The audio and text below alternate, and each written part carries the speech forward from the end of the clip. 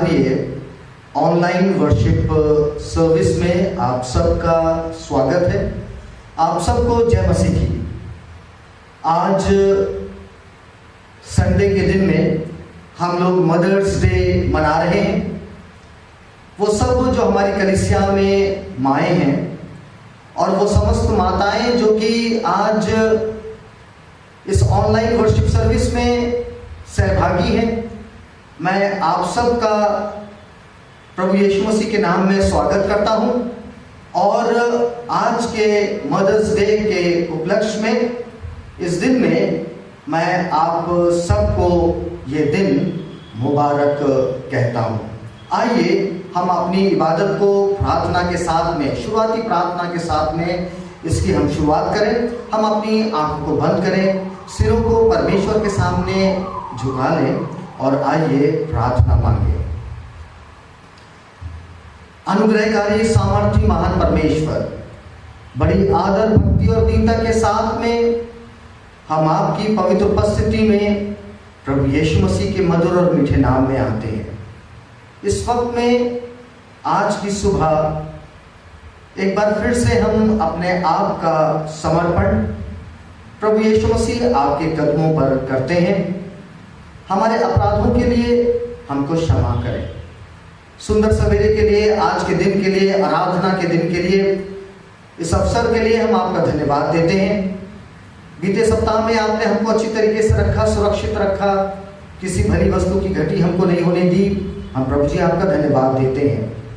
खुदाबंद, जबकि आज का दिन और ये अवसर आपने हमको आराधना करने के लिए दिया है, हमारी प्रार्थना है कि आप अपनी आत्मा से और अपनी उपस्थिति से, आत्मा के फल से, अपने प्रेम से हमको भरपूर करें, ताकि हम खुदाबंद आज आपकी आराधना आत्मा और सच्चाई के साथ में करने वाले हो सकें।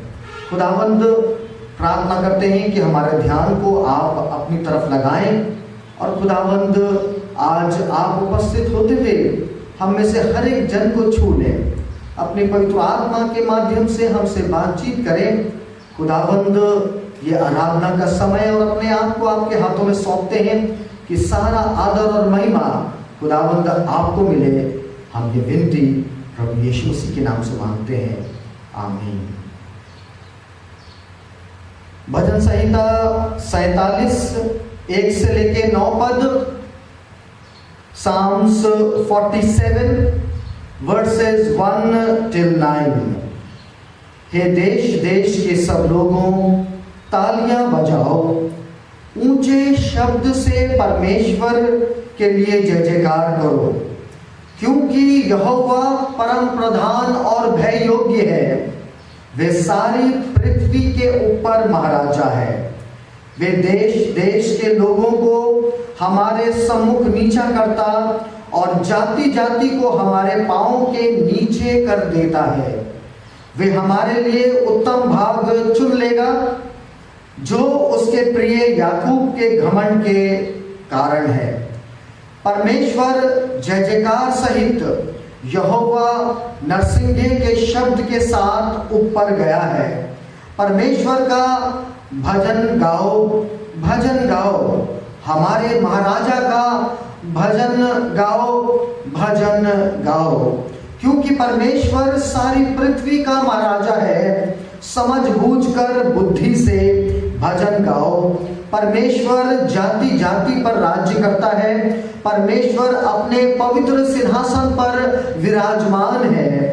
राज्य राज्य के सामंत अब्राहम के परमेश्वर की प्रजा होने के लिए इकट्ठा हुए हैं, क्योंकि पृथ्वी की ढालें परमेश्वर के वश में हैं। वे तो शिरोमणि है।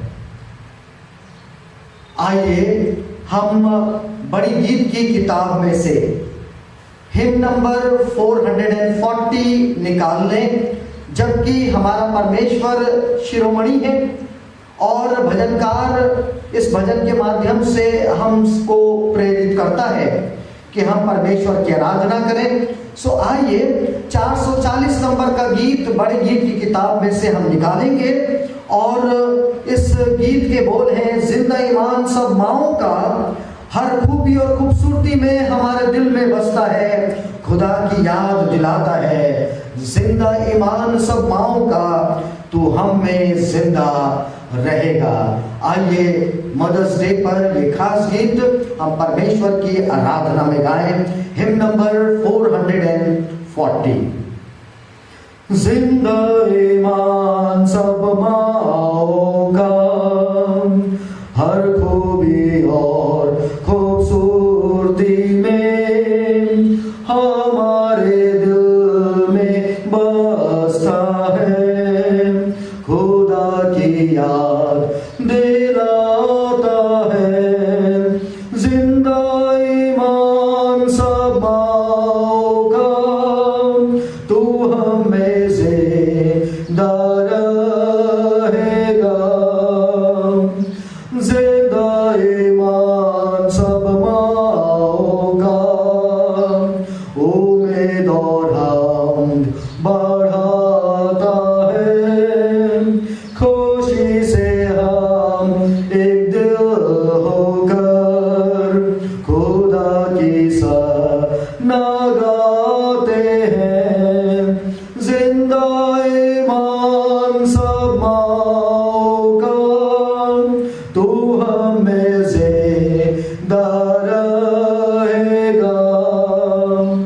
जिंदा ईमान सब माओं का, तेरा भी यार ना मरेगा। मसीह का प्यार हर हालत में तू हमको याद दिलावेगा। जिंदा ईमान सब माओं का, तो हमें जिंदा रहेगा। रसूलों का कीदा अपने विश्वास वचन को आइए एक साथ मिलकर दोहराएं। मैं इत्तेकाद रखता हूँ खुदा कादिर मुतलक बाप पर, जिसने आसमान और जमीन को पैदा किया, और उसके इकलौते बेटे हमारे खुदावंद यीशु मसीह पर, कि वे रूह कुदुस से मुजस्सिम होकर कुंवारी मरियम से पैदा हुआ, पैंतुस पिलातुस की हुकूमत में दुख उठाया, सलीब पर खींचा गया, मर गया और दफन हुआ, तीसरे दिन मुर्दों में से जी उठा, आसमान पर चढ़ गया और खुदा बाप कादिर मुतलक के दाहिने हाथ बैठा है, जहां से वे जिंदों और मुर्दों को इंसाफ करने को आएगा। मैं इत्तेकाद रखता हूँ रूह कुदुस पर, पाक कलीसिया आम पर, मुकद्दसों की रिफाकत, गुनाहों की माफी, जिस्म के जी उठने और हमेशा की जिंदगी पर। आमीन। आइए हम मसीही गीत के जो वीडियो हैं, हम उसके माध्यम से परमेश्वर की आराधना को जारी रखेंगे और हम प्रभु की स्तुति करेंगे। कोई इंसान दुख में पड़ा, कोई भीतर से टूट रहा, निराशाओं ने घेरा हुआ, अकेले खुद से लड़ रहा, न शांति न साथ कोई ना मिला, भटकता हुआ जीवन जी रहा।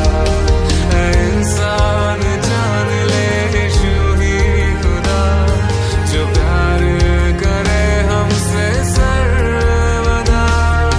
यीशु बुला रहा अपनी बाहों में लेने तुम्हें। यीशु बुला रहा अपनी राहें देने तुम्हें। है उसमें शिफा, उसमें ही जीवन मिले।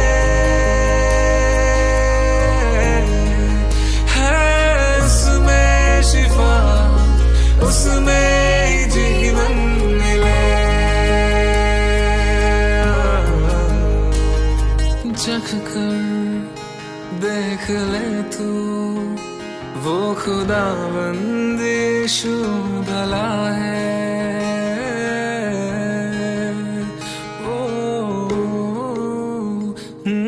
चख कर देख ले तू, वो खुदावंद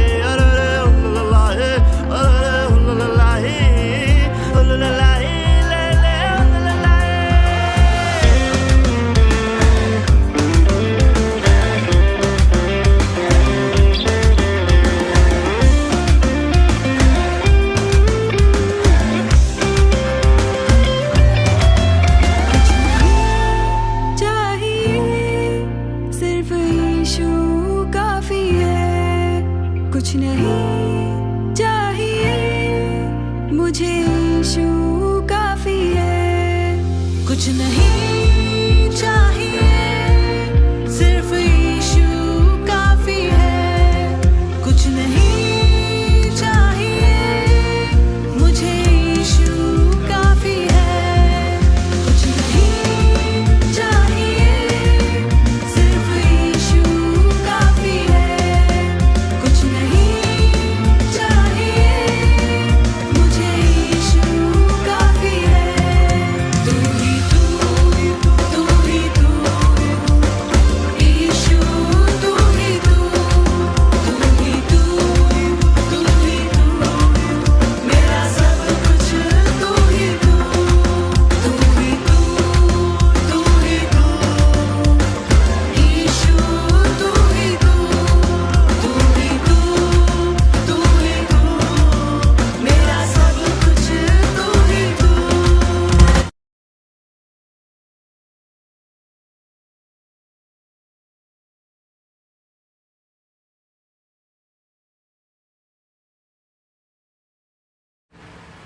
आज की बाइबल रीडिंग उत्पत्ति की किताब उसका 31वां अध्याय 25 से लेके 30 पद में से ली गई है।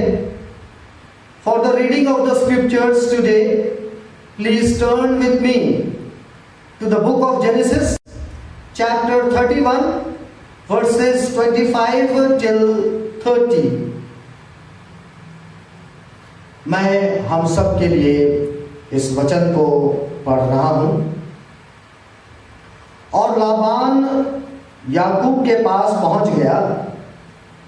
याकूब अपना तंबू गिलाद नामक पहाड़ी देश में खड़ा किए पड़ा था, और लाबान ने भी अपने भाइयों के साथ अपना तंबू उसी पहाड़ी देश में खड़ा किया।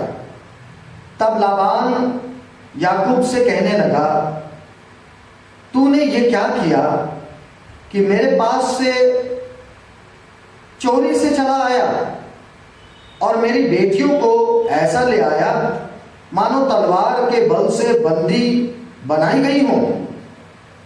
तू क्यों चुपके से भाग आया और मुझसे बिना कुछ कहे मेरे पास से चोरी से चला आया? नहीं तो मैं तुझे आनंद के साथ मृदंग और वीणा बजवाते और गीत गवाते विदा करता। तूने तो मुझे अपने बेटे बेटियों को चूमने तक ना दिया। तूने मूर्खता की है। तुम लोगों की हानि करने की शक्ति मेरे हाथ में तो है, पर तुम्हारे पिता के परमेश्वर ने मुझसे बीती हुई रात में कहा, सावधान रहे, याकूब से ना तो भला कहना और ना बुरा। भला अब तू अपने पिता के घर का बड़ा अभिलाषी होकर चला आया तो चला आया, पर मेरे देवताओं को तू क्यों चुरा ले आया है? परमेश्वर के वचन के पढ़े जाने और सुने जाने पर आशीष हो। हम सब कहें आमीन।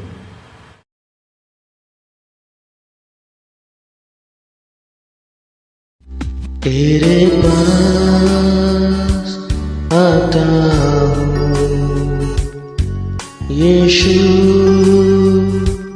तेरे पास आता हूँ यीशु,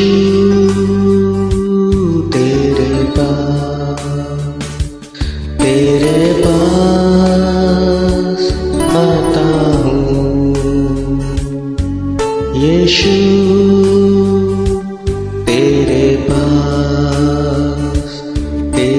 पास आता हूँ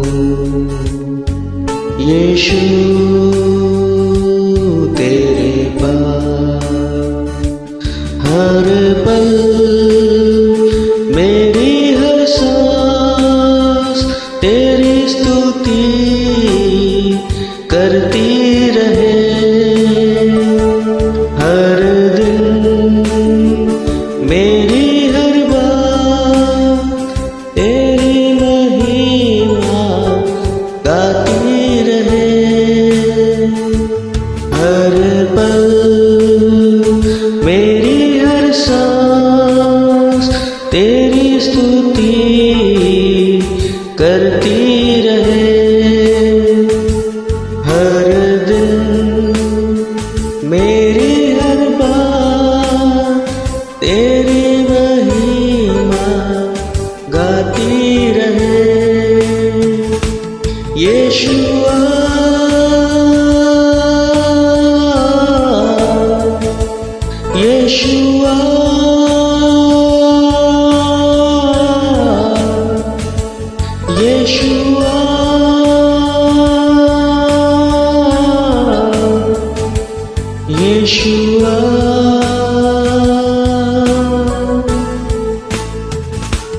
यशुआ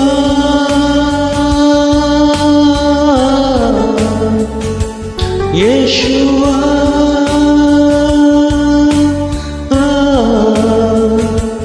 यशुआ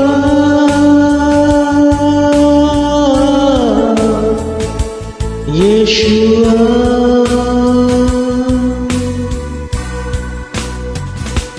हर पल मेरी हर सांस तेरी स्तुति करती रहे। हर दिन मेरी हर बात तेरी महिमा गाती रहे। हर पल मेरी हर सांस तेरी स्तुति करती रहे। हर दिन मेरी हर बात तेरी महिमा गाती रहे, गाती रहे। समय होगा अजीजों कि अब हम परमेश्वर के वचन के ऊपर मनन करेंगे। सो आइए हम अपनी आंखों को एक छोटी सी प्रार्थना में बंद करते हुए एक इस दुआ में शामिल हो जाएं। प्रार्थना करें। प्रेमी दयालु पिता परमेश्वर, इस समय में हम आपकी पवित्र उपस्थिति में प्रभु यीशु मसीह के नाम में हैं। आपसे इल्तिजा करते हैं कि आप अपने वचन को समझने की बुद्धि हमको प्रदान करें। हमारी आंखों को, हमारे कान को, हमारे हृदय को प्रभु जी कुछ इस प्रकार से खोलें कि जब हम आपके वचन को देखते हैं, सुनते हैं, पढ़ते हैं, तो प्रभु जी हम इसको समझ सकें। पवित्र आत्मा आप हमारी सहायता करें और खुदावंद आपकी बड़ी सामर्थ के साथ में आपका यह वचन हमारे हृदय में बोया जाए। समझते हुए, आपके वचन को ग्रहण करते हुए हम इसका पालन करें। हमारी आपसे ये विनती है प्रभु यीशु मसीह के महासामर्थी नाम में, आमीन। आज का वचन शुरू करने से पहले एक बार फिर से मैं हैप्पी मदर्स डे सारी कलीसियाओं की माताओं को और वो सब माताएं जो कि आज का ये ऑनलाइन चर्च सर्विस में सहभागी हैं, मैं उन सबको आज के दिन की मुबारकबाद देता हूं। आइए मेरे प्रियो, हम परमेश्वर का वचन जो कि आज हम सब के लिए लिया गया है, उत्पत्ति की किताब उसका 31वां अध्याय 25 से लेके 30 पद हम इसके ऊपर मनन करेंगे। वरन हम मनन करेंगे उत्पत्ति की पुस्तक उसका 31वां 31st चैप्टर उसका 1 से लेके 55 पद तक हम इसके ऊपर मनन करेंगे। हमारी समझ के लिए आज मैंने सरमन का शीर्षक रखा है 4 easy steps to backslide। Hindi में आत्मिक पतन के 4 सरल तरीके या चरण या कदम। 4 easy steps to backslide, आत्मिक पतन के 4 सरल तरीके।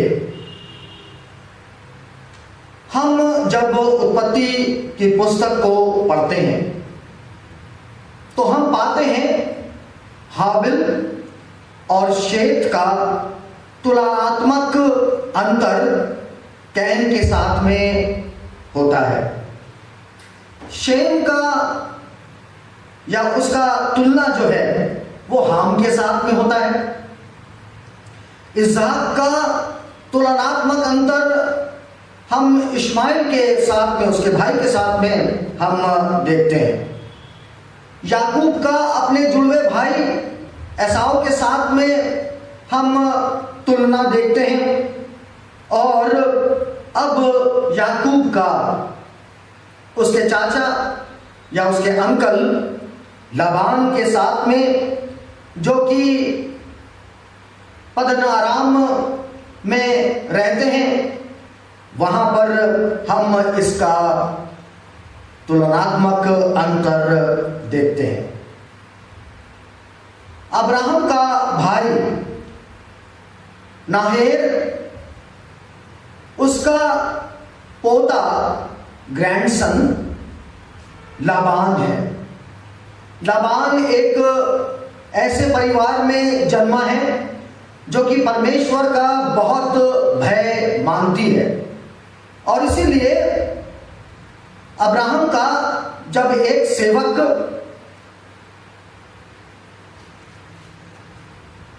यात्रा करते हुए पद्न आराम पहुंचा लाबान के घर में, ताकि वो रिबका का अपने मालिक के बेटे इसहाक के लिए हाथ मांगे, तो हम इसी लाबान को देखते हैं जो कि परमेश्वर का भय मानता है, बड़ा विश्वासी है, विश्वासी परिवार से इसका नाता है। और हम देखते हैं कि किस प्रकार से वो इस सेवक का, इस नौकर का, जो कि अब्राहम का भेजा हुआ है, इसका स्वागत करता है। लेकिन हम इसी लाबान को देखते हैं कि किस प्रकार से ये एक विश्वासी होने के नाते,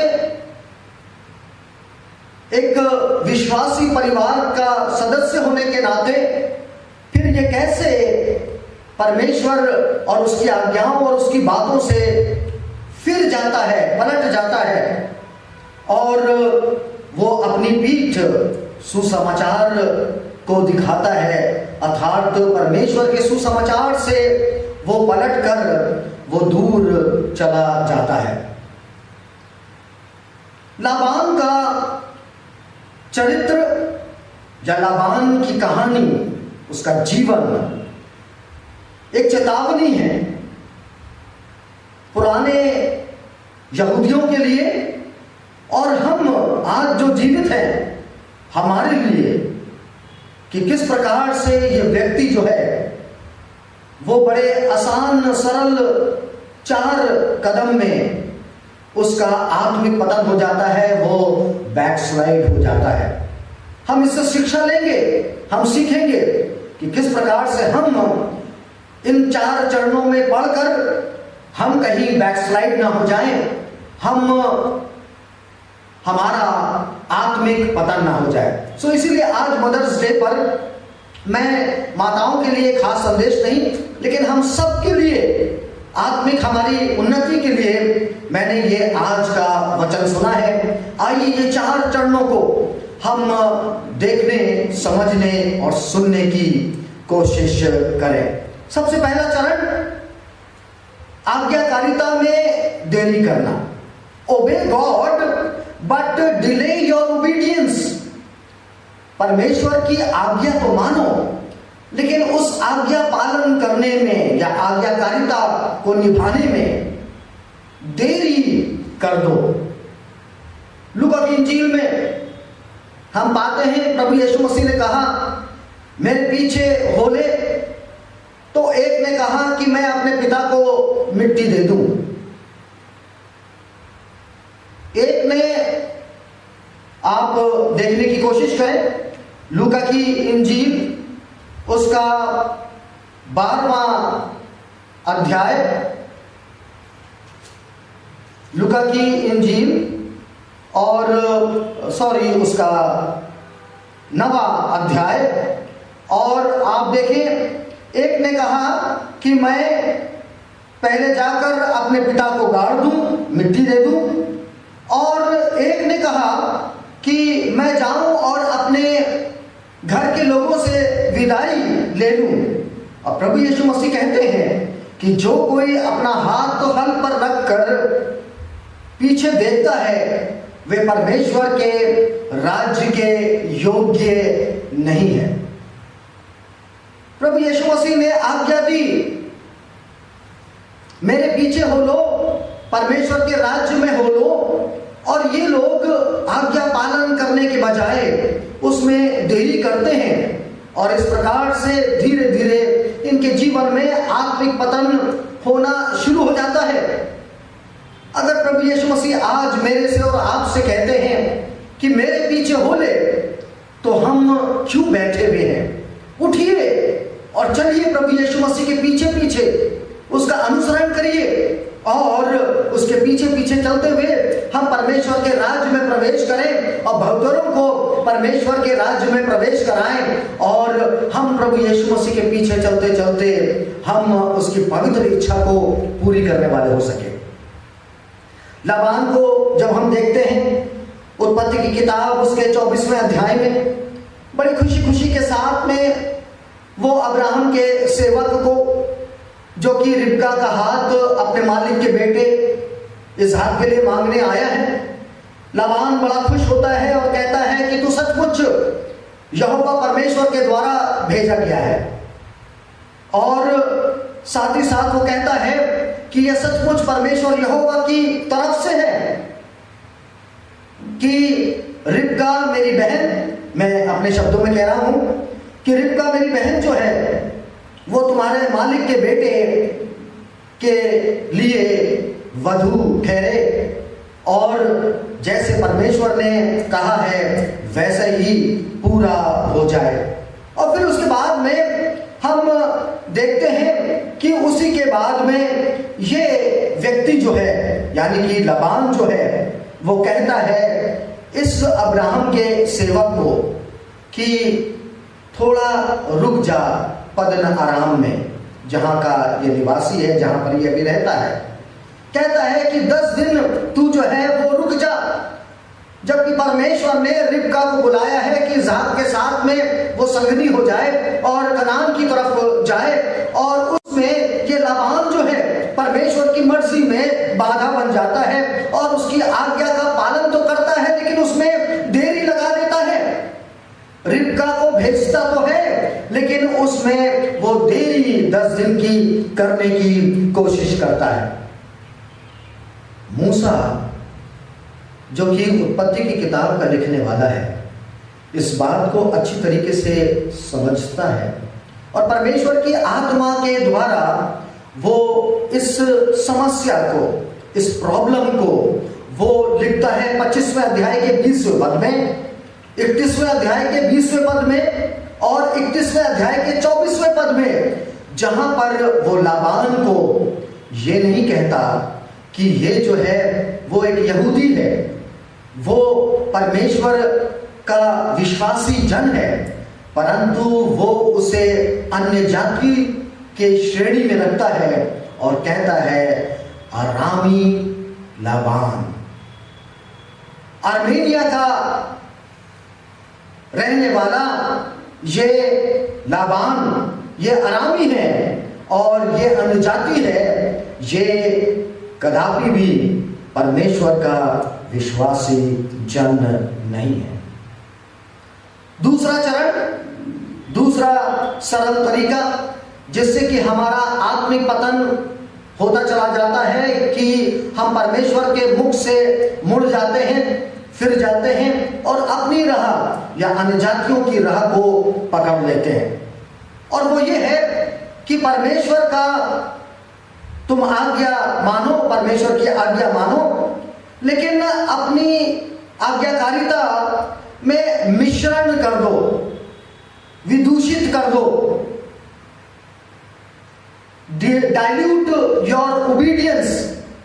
हमको अच्छी तरीके से मालूम है गर्मी के ये दिन चल रहे हैं, और इन गर्मी के दिनों में हम अपने जीव को, अपने शरीर को ठंडक पहुंचाने के लिए हम शरबत का इस्तेमाल करते हैं।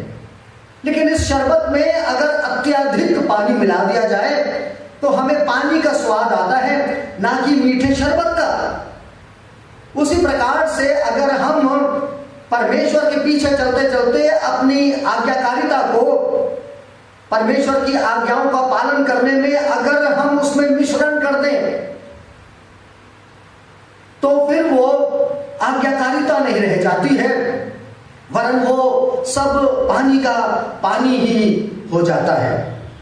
उसी प्रकार से हम देखते हैं यहाँ पर कि किस प्रकार से लाबान ने इस अध्याय में जब याकूब के पास में, जिससे याकूब उसकी पुत्री से प्यार करता था, अर्थात राहेल उसका नाम है, इंग्लिश में रेचल,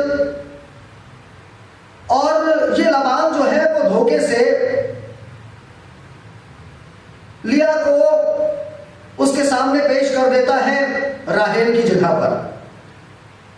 और जब इस बात का उजागर होता है तो वो कहता है कि राहेल के लिए तो तुमने प्रॉमिस किया था कि तुम 7 साल उसके लिए कार्य करोगे, यही पद्न आराम में रहते हुए, और अब चूंकि तुमने लिया से भी ब्याह कर लिया है तो तुम लिया के लिए 7 वर्ष और राहेल के लिए 7 वर्ष, अर्थात अपने प्यार राहेल के लिए याकूब 14 साल वो वहीं ठहर कर कार्य करता है कुछ इस प्रकार से कि उसे किसी भी प्रकार का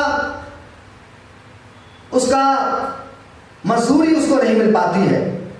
जो कुछ भी उसको मिलता उसका 10 गुना जो है वो लाबान जो है किसी ना किसी तरीके से बहकाकर उससे वो पैसा ले लेता,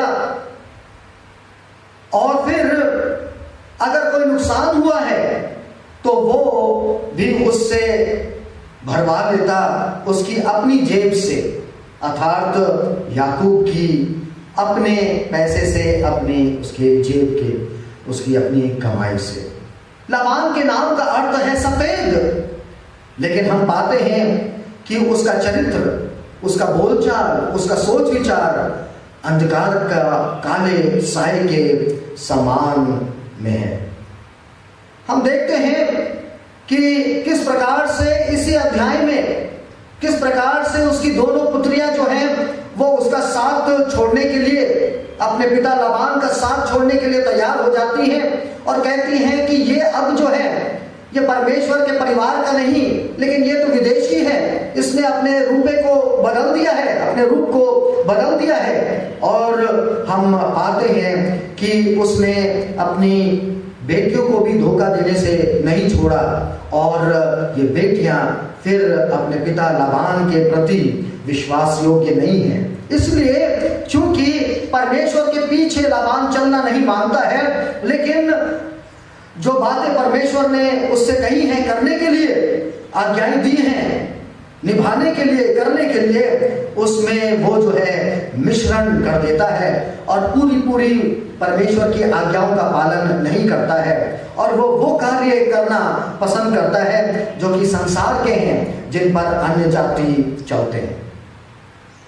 तीसरा सरल चरण जिससे कि हम आत्मिक रूप से गिरते चले जाते हैं, और वो पाया जाता है इसी अध्याय में, और ये कि तुम परमेश्वर की आज्ञा का पालन तो करो, लेकिन अपनी आज्ञाकारिता में बंटवारा कर दो, अर्थात 2 नाव के ऊपर पैर रखो, परमेश्वर की भी सेवा करो और दूसरे देवी देवताओं की मूर्तों की भी तुम जो है पूजा करो, मूर्ति पूजा करो। और ये परीक्षाएं हमारे ऊपर भी आती हैं कि हम अपनी आज्ञाकारिता करने में देरी कर दें, हम अपनी आज्ञाकारिता में मिश्रण कर दें, उसे विदूषित कर दें, और ये अब कि हम अपनी आज्ञाकारिता का बंटवारा कर दें, हम अपनी विश्वास योग्यता में बंटवारा कर दें। एक तरफ हम परमेश्वर अपने प्रभु यीशु मसीह की आराधना करें और एक तरफ हम मूर्ति पूजा करें।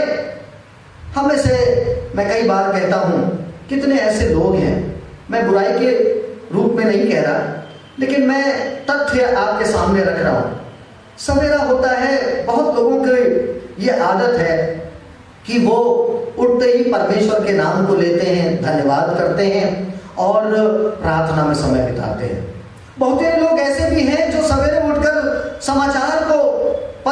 पढ़ते हैं, न्यूज़पेपर को पढ़ते हैं, और जब पढ़ते हैं तो उसमें से एक हिस्सा ऐसा आता है जहां पर राशिफल दिया गया होता है, और उस राशिफल में वो आज का दिन क्या कहता है उनके लिए, कि उनके साथ में क्या होगा, क्या भविष्यवाणी उनके लिए करी गई है, उसको पढ़ने की कोशिश करते हैं, बजाय इसके कि वो बाइबल में परमेश्वर के कलाम वचन में से देखें कि परमेश्वर आज उनसे क्या कह रहा है, और क्या उनके बचाव के लिए, क्या उनकी भलाई के लिए, क्या उनकी अच्छाई के लिए वो प्रतिज्ञा दे रहा है और कार्य कर रहा है। हम अपनी आज्ञाकारिता का बंटवारा कर देते हैं। लाबान ने भी कुछ ऐसे ही किया। एक तरफ तो यहोवा परमेश्वर की तरफ वो चल रहा है, मुंह से वो परमेश्वर की बातें करता, लेकिन साथ ही साथ हम देखते हैं 30वें अध्याय के 27वें पद में उसने जो है वो कुछ अरामी देवी देवताओं की जो मूर्तियां हैं उनको पूजना शुरू कर दिया है, और इस प्रकार से उसने अपनी आज्ञाकारिता का बंटवारा कर दिया। वो याकूब से कहता है कि मैंने पता लगा लिया है। कहां से पता लगाया? 27वें पद में 30वें अध्याय के कहां से पता लगा लिया? परमेश्वर ने तो बताया नहीं, किसी डिविनेशन के द्वारा उसने पता कर लिया कि अब याकूब जो है वो ऐसा ऐसा करने वाला है। और फिर 31वें अध्याय के 19वें पद में हम देखते हैं कि राहेल ने और लिया ने अपने पिता के अरामी ग्रह देवताओं की मूर्तें जो हैं वो चुरा ली। इन दोनों ने उन मूर्तों को चुरा लिया, जो कि ये दर्शाता है कि लाबान जो है वो एक तरफ लिप सर्विस यहोवा परमेश्वर की कर रहा है, लेकिन दिल से तो वो अरामी देवी देवताओं की पूजा करता है, मूर्ति पूजा करता है। और परमेश्वर ने, जब हम इब्रानियों की पुस्तक उसका 11वां अध्याय देखते हैं 9वां पद, तो 13 की जो परिवार है उसमें लाबान भी शामिल है। इनको साफ साफ कहा है कि जैसा मैं पवित्र हूं वैसा तुम पवित्र बनो। अर्थात ये मैं अपने शब्दों में कह रहा हूं कि तुम जो है वो बिल्कुल अलग तरीके से अपने जीवन को व्यतीत करोगे। तुम अनजातियों की तरह अपने जीवन को व्यतीत नहीं करोगे, लेकिन तुम परमेश्वर के लोग हो, प्रजा हो, और उसी प्रकार से तुम्हारा जीवन होगा। तुम मुझे सिर्फ एकमात्र सच्चे परमेश्वर के रूप में पूजोगे, उपासना करोगे और मुझसे प्रेम करोगे। लेकिन हम पाते हैं कि ये लाबान जो है वो परमेश्वर की तरफ भी चलता है और साथ ही साथ ये मूर्ति पूजा भी करता चला जाता है। हम इसके सबूत में 31वें अध्याय के 47वें पद को देखें। जब याकूब और लाबान की संधि हो गई, आपस में उन्होंने कहा कि हम वाचा बांधते हैं, और उसके सबूत में उन्होंने गुम्मट बना ली। हम 31वें अध्याय के 47वें पद को देखने की कोशिश करेंगे। उत्पत्ति की किताब उसका 31वां अध्याय और 47वें पद को हम देखें तो हम पाते हैं यहां पर लिखा हुआ है, उस ढेर का नाम लाबान ने तो यज्र सहा दुधा रखा। अर्थात ये अरामी शब्द है, और उसने इस अरामी शब्द का इस्तेमाल किया जहां पर उन्होंने संधि करी, एक ढेर बनाया, और उस ढेर को जो है ये लाबान जो है नाम रखता है यज्र सहा दुता। और याकूब जो है वो नाम रखता है गिलियाद। वो अपनी भाषा में, वो यहूदी भाषा में वो इसका नाम गिलियाद रखता है, जहां पर उसने संधि करी है लाबान से। तो लाबान के तौर तरीके, चाल चलन, सोच विचार से हम देखते हैं कि उसका आत्मिक पतन जो है वो एक और तीसरे चरण के माध्यम से हो जाता है, और वो है कि वो अपने आज्ञाकारिता का बंटवारा कर देता है। वो अपनी लॉयल्टी का, वो अपने विश्वास योग्यता का बंटवारा कर देता है। एक तरफ परमेश्वर की तरफ चलता है और एक तरफ वो मूर्ति पूजा करता है। प्रभु हमको कुछ ऐसे चरणों से जो कि हमारा आत्मिक पतन कराते हैं, इनसे हमको बचाए। चौथा और अंतिम चरण जो कि आत्मिक पतन की ओर हमको ले जाता है और हमारा पूर्ण आत्मिक पतन करा देता है, और वो पाया जाता है डिसोबे गॉड एंटायरली, संपूर्ण तरीके से परमेश्वर का इनकार करना, उसकी अन आज्ञाकारिता करना, पूर्ण अन आज्ञाकारिता। जब हम इस अध्याय के ऊपर मनन कर रहे हैं तो हम यहां पर पाते हैं परमेश्वर की तरफ की पहल। यह अध्याय यूं ही समाप्त नहीं हो जा रहा है, लेकिन एक आखिरी स्टेप, एक आखिरी कदम परमेश्वर, यहोवा परमेश्वर उठाता है इस मंशा से कि मैं लाबान का इनकार नहीं करूंगा, मैं तो उसको बुलाऊंगा कि वो परमेश्वर के परिवार में फिर से वापस आ जाए, विश्वासियों के कुटुंब में वापस फिर से आ जाए। और वो एक अंतिम कदम उठाता है। यहोवा परमेश्वर हमारा अंतिम कदम हमारी तरफ उठाता है कि काश कि ये मेरा पुत्र या पुत्री वापस मेरे पास में लौट आए। प्रभु यीशु मसीह कहते हैं कि ये भटकी हुई भेड़ वापस मेरे गले में लौट के आ जाए। और इसीलिए ख्वाब में, स्वप्न में परमेश्वर लाबान को दर्शन देते हैं और कहते हैं कि तू किसी भी प्रकार से, ना भले में ना बुरे में, तू याकूब को कुछ कहना, अर्थात उसे परेशान ना करना, उसे कुछ बोलना नहीं। वो जाना मांगता है कनान की ओर, अब जाना मांगता है, उसे जाने दे। ये मैं अपने शब्दों में कह रहा हूं, लेकिन हम पाते हैं कि लाबान ने ये आखिरी मौका भी, जो कि स्वयं परमेश्वर उसको देता है, उसका इनकार कर देता है। परमेश्वर ने लाबान का इनकार नहीं किया, लेकिन लाबान ने परमेश्वर का इनकार किया और उस ख्वाब में जो चेतावनी उसको मिली थी उसको उसने ग्रहण नहीं किया, वरन वो फिर परेशान करता है, भाषण देता है। परेशान करने वाला भाषण वो याकूब को देता है। और वो शब्द 30वें पद में हमको 31वें अध्याय के हमने देखा था। मैं इसको आपके सामने पढ़ता हूं। भला अब तू अपने पिता के घर का बड़ा अभिलाषी होकर चला आया तो चला आया, पर मेरे देवताओं को तू क्यों चुरा ले आया है। सारी पोल पट्टी जो है इस आरामी लाबान की खुल के आ जाती है। यह आरामी कहलाया जा रहा है, इसने परमेश्वर की राह को छोड़ दिया है, यह मूर्ति पूजक हो गया है, और प्लस अब यह भाषण दे रहा है, परेशान कर रहा है याकूब को, और उसको धमकी दे रहा है कि किसी तरीके से ये धमक जाए, डर जाए, और ये जो है यही पदन आराम में रुक जाए, और साथ में इसकी दोनों बेटियां जो अब लाबान पिता का साथ छोड़ दी हैं, ये वापस आ जाए।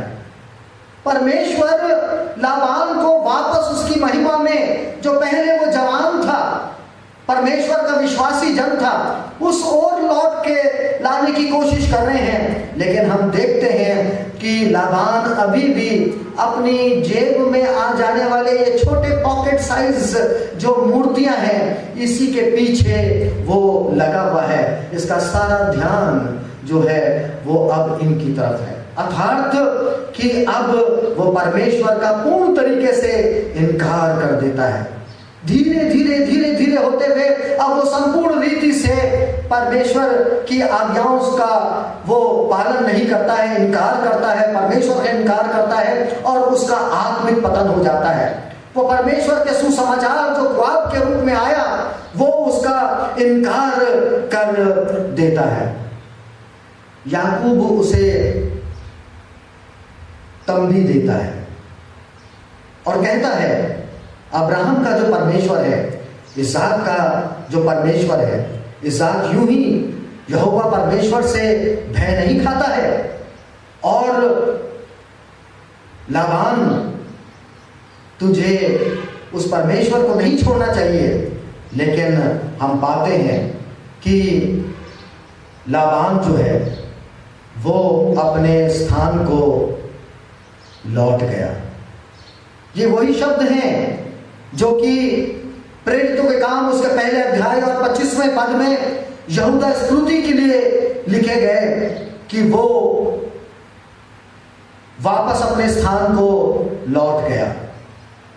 अर्थात वो परमेश्वर की मंडली में, परमेश्वर के परिवार में, परमेश्वर की ओर नहीं फिरा, वापस नहीं आया, लेकिन वो अन्य जातियों की तरफ में वो चला गया, वो पेगन्स की तरफ चला गया। वो जो है परमेश्वर से दूर चला गया, वापस वो अपनी जगह को चला गया। समाप्त कर रहा हूं मेरे अजीजों, मेरे प्रियो, इस बात को लेकर फिर से दोहराकर कि लाबान का चरित्र जो है वो हमारे लिए एक चेतावनी ठहरता है कि किस प्रकार से पहला कदम, दूसरा कदम, तीसरा कदम, ये आत्मिक पतन का कुछ 4 आसान सरल तरीके हैं जिससे कि पूर्णतः हमारा आत्मिक पतन हो जाता है और हम जो है वो परमेश्वर का संपूर्ण इनकार करने लगते हैं, पूर्ण हम अनाज्ञाकारिता पे उतर आते हैं। काश कि हम लाबान के चरित्र से, उसके जीवन से हम सीखें और हम धार्मिकता की ओर बढ़ें, ना कि हम परमेश्वर की अनाज्ञाकारिता की तरफ बढ़ें। वो सड़क जो कि हमको नरक की ओर ले जाती है, हम उस ओर ना जाके वो सड़क, वो पथ जो कि हमको स्वर्ग की ओर ले जाता है, जिसमें कि प्रभु यीशु मसीह ने कहा कि मार्ग, सत्य और जीवन मैं ही हूँ, यीशु ही मार्ग है। हम यीशु के मार्ग को पकड़ें और स्वर्ग की ओर हम चलने वाले हो सके। व्यवस्था विवरण उसका 30वां अध्याय और 19वें पद में मूसा इजरायलियों से और हम लोगों से आज कहता है, मैं आज आकाश और पृथ्वी दोनों को तुम्हारे सामने इस बात की साक्षी बनाता हूं कि मैंने जीवन और मरण, आशीष और शाप को तुम्हारे आगे रखा है। इसलिए तू जीवन ही को अपना ले कि तू और तेरा वंश दोनों जीवित रहें। मृत्यु और जीवन दोनों हमारे सामने रखी गई हैं। जीवन और मृत्यु लाबान के सामने भी रखी गई थी। आशीषें और श्राप, ये दोनों चीजें लाबान के सामने, इजरायलियों के सामने और हमारे सामने रखी गई हैं।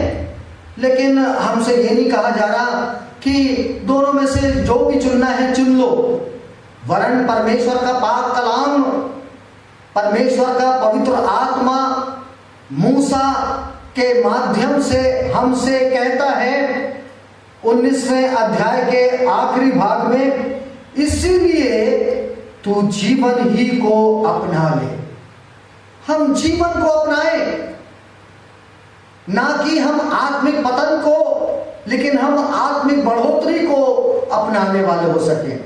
यीशु मसीह जो कि जीवन का सोता है, जीवन की रोटी, जीवन का जल, हम उसको अपनाएं, हम उसकी आज्ञाओं का पालन करें, हम उसकी आज्ञाओं के पालन करने में देरी ना करें, हम उसमें मिश्रण ना करें, और साथ ही साथ हम जो हैं वो परमेश्वर की आज्ञाओं का पालन करने में अपनी विश्वास योग्यता में बंटवारा ना करें। और अंत में हम पाएंगे कि हम पूर्ण अनाज्ञाकारिता के तरफ नहीं बढ़ते हुए, वरन हम जो है वो परमेश्वर की आज्ञाओं का पूर्ण पालन करते हुए हम प्रभु यीशु मसीह की ज्योत में आगे बढ़ते चले जाएंगे और जीवन को पाएंगे। और जब हम जीवन को प्राप्त करते हैं तो हम परमेश्वर का ये पाक कलाम अपने और अपने परिवार में पूरा होते हुए देखेंगे कि तू और तेरा वंश दोनों जीवित रहे। परमेश्वर आप सबको आज के वचन के अनुसार जीवन और अनंत जीवन और भरपूर जीवन की आशीषों से भरपूर करे। आमीन। अब ये समय है कि हम, जबकि परमेश्वर के वचन को सुन लिए हैं, हम अब क्लोजिंग प्रेयर में शामिल होंगे और फिर आशीष वचन के साथ में हम अपनी आज की आराधना को समाप्त करेंगे। सो आइए आज की क्लोजिंग प्रेयर में हम सब शामिल हो जाएं। हमसे प्रेम करने वाले हमारे महासामर्थी परमेश्वर, हमारे स्वर्गीय पिता, धन्यवाद देते हैं आज के वचन के लिए जो कि हम सब के लिए आया है। काश कि हम प्रभु यीशु मसीह आपकी आज्ञाओं का पालन करें और आज वचन से हम सीखते हुए हम आपके पदचिन्हों पर चलते हुए यीशु मसीह आपके पीछे पीछे आपके सच्चे अनुयायी के रूप में चलने वाले हो सकें। आज मदर्स डे पर हम समस्त माताओं को जो कि हमारी कलीसिया में हैं और वो जो इस ऑनलाइन चर्च सर्विस में सहभागी हैं, हम उन सब के लिए आज प्रार्थना करते हैं, आपके अनुग्रह के सिंहासन के पास में लाते हैं, उनके लिए आपकी नजरें चाहते हैं। आप इन धर्मी माताओं के ऊपर अपनी नजर करें और प्रभु जी आप इन्हें और अपने प्रेम से भरपूर करें, अपनी और ज्यादा शक्ति से, सामर्थ्य से इनको भरपूर करें, अपनी आत्मा से इनको परिपूर्ण करें। खुदावंद इनके अपने अपने परिवारों में और हमारी ये कलीसिया जो कि बड़ा परिवार है, इसमें इनके योगदान के लिए हम खुदावंद आपका शुक्र करते हैं, आपकी बड़ाई करते हैं।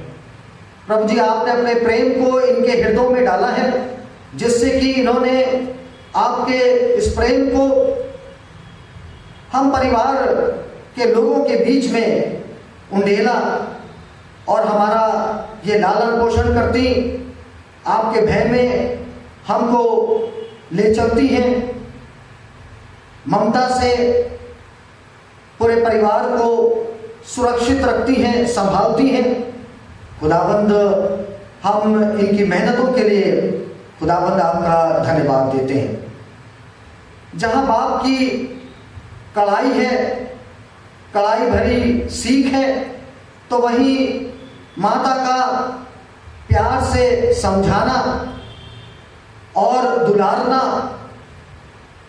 और सच्ची राह बताना और अच्छाई की तरफ प्रेरित करना, प्रभु यीशु मसीह आपकी भलाई के कार्यों को करने के लिए प्रेरणा देना, हम खुदावंद इन सब माओं के लिए और अपनी माता के लिए हम खुदावंद आपका शुक्र करते हैं।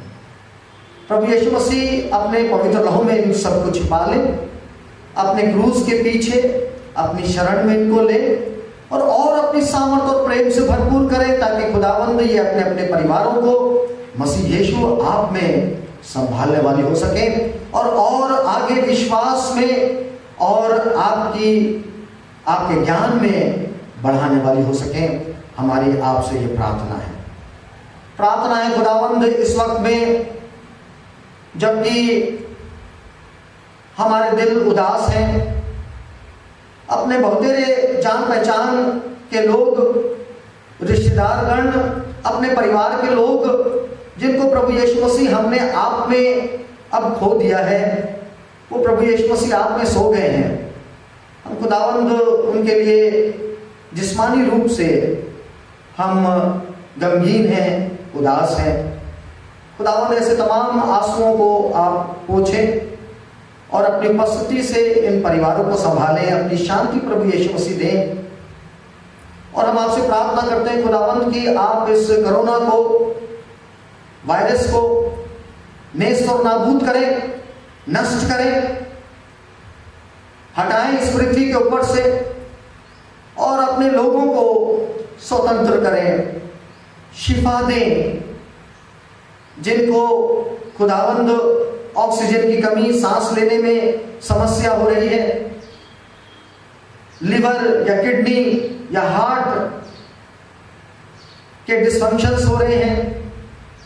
हमारी प्रार्थना है कि प्रभु यीशु मसीह आप अपने छिदे हुए हाथ को बढ़ाएं और समस्त मनुष्यों के ऊपर आप अपने शिफा भरे हाथ को रखें और उन्हें चंगाई दें। हम बड़े विश्वास के साथ में ये प्रार्थना मांगते हैं। खुदाबंद प्रार्थना करते हैं कि हॉस्पिटल्स में, घरों में, जबकि कोरोना से या और अन्य बीमारी से लोग परेशान हैं, प्रभु जी आप उनको मेडिकल सुविधाएं दें, दवाइयां उनको मिल सकें जो कि आपके द्वारा ठहराई गई हैं कि हम शिफा पाएं। खुदाबंद बड़ी सामर्थ्य दें उनके बदन में और शिफा बख्शें।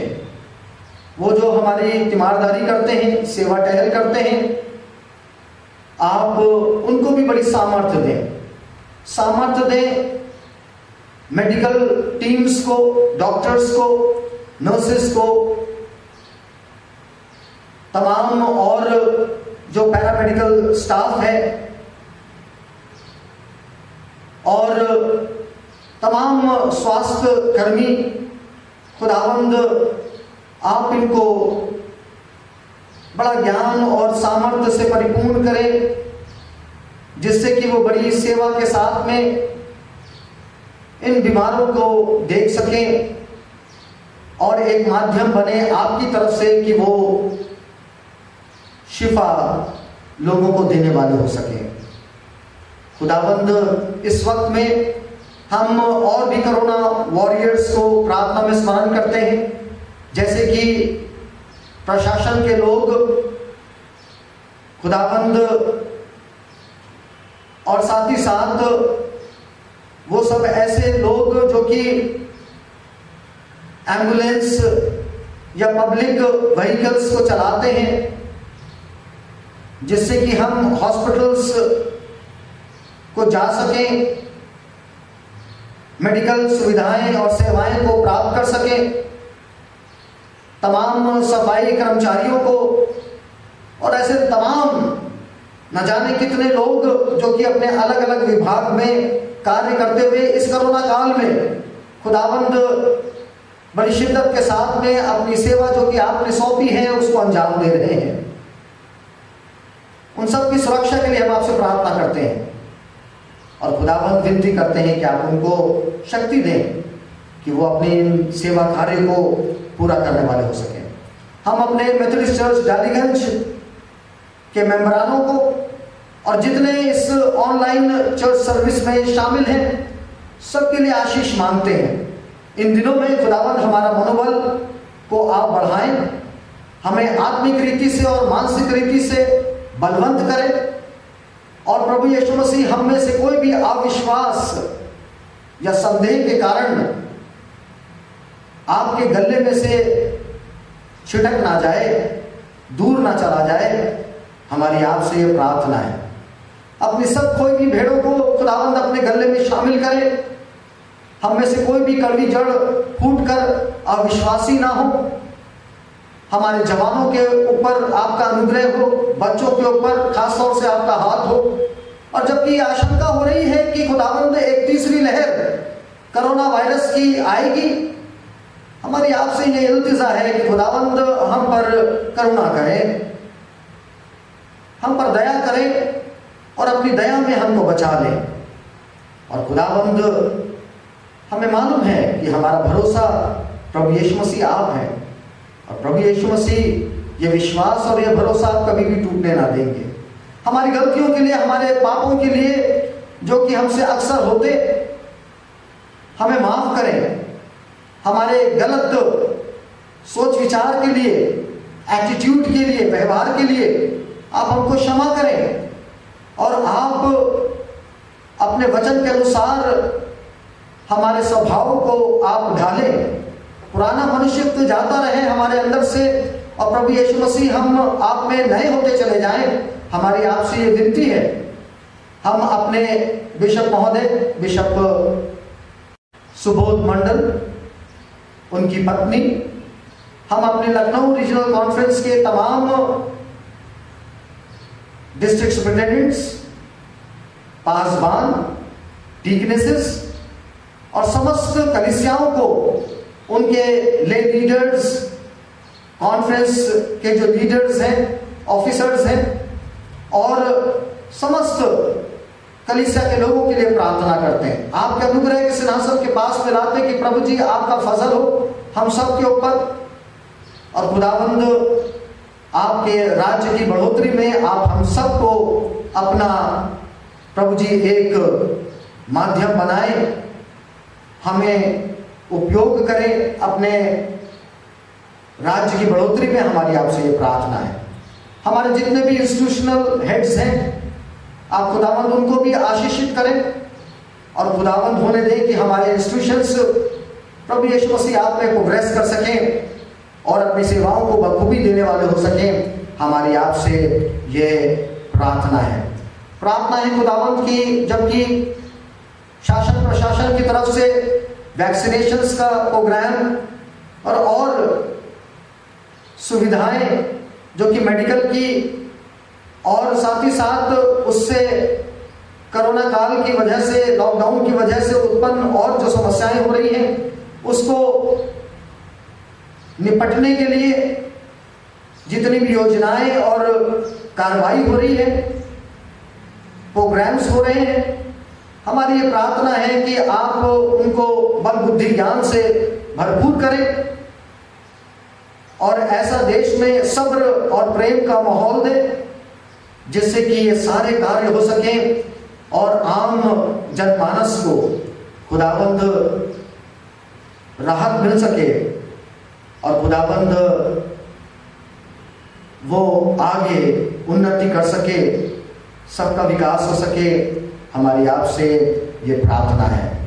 प्रार्थना है इस वक्त में खास तौर से खुदाबंद कि जबकि ये चर्च की ऑनलाइन सर्विसेज चल रही हैं सब जगह पर, लगभग सारे विश्व में, हमारी प्रार्थना है कि आप प्रभु यीशु मसीह समस्त कलीसियाओं के मेंबर्स को, अपने लोगों को जहां जहां खुदावंद ये आवाज, ये वीडियोस पहुंचते हैं, प्रभु यीशु मसीह आप अपनी पवित्र आत्मा के द्वारा उनको छू लें और प्रभु यीशु मसीह आप उनसे बातें करें और खुदावंद आप उनको अपनी तरफ आकर्षित करें और प्रभु यीशु मसीह आप उनके दुखों को हर लें, उनके पापों को जो कि आपने कलवरी क्रूस पर उठा लिए हैं और उनके लिए बलिदान हुए हैं, अपने प्रेम से उनको भरपूर करें और अपनी महाकरुणा में आप समस्त मानव लोगों को बचा लें।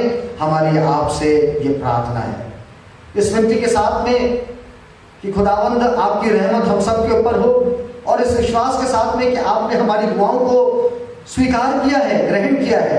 अब हम ये प्रार्थना प्रभु यीशु मसीह के नाम से बड़े धन्यवाद के साथ में मांगते हैं जिन्होंने ये प्रार्थना करना हमें सिखलाया है। आए हमारे बाप, तू जो आसमान पर है, तेरा नाम पाक माना जाए, तेरी बादशाहत आए, तेरी मर्जी से आसमान पर पूरी होती है जमीन पर भी हो। हमारी रोज की रोटी आज हमें बख्श दे, जिस प्रकार से हम अपने कसूरवारों को माफ करते हैं, तू भी हमारे कसूरों को माफ कर। हमें आजमाइश में ना डाल परंतु बुराई से बचा, क्योंकि बादशाहत, कुदरत और जलाल हमेशा तेरे ही हैं। आमीन। अब हमारे प्रभु यीशु मसीह का अनुग्रह, पिता परमेश्वर का प्रेम और पवित्र आत्मा की संगति और सहभागिता अब से लेकर हमेशा तक हम सभी लोगों के साथ में होती रहे, जब तक कि हम फिर दोबारा ना मिले। आमीन। काश यीशु की खूबियां मुझ में हो, उसका जोश और मोहब्बत मिले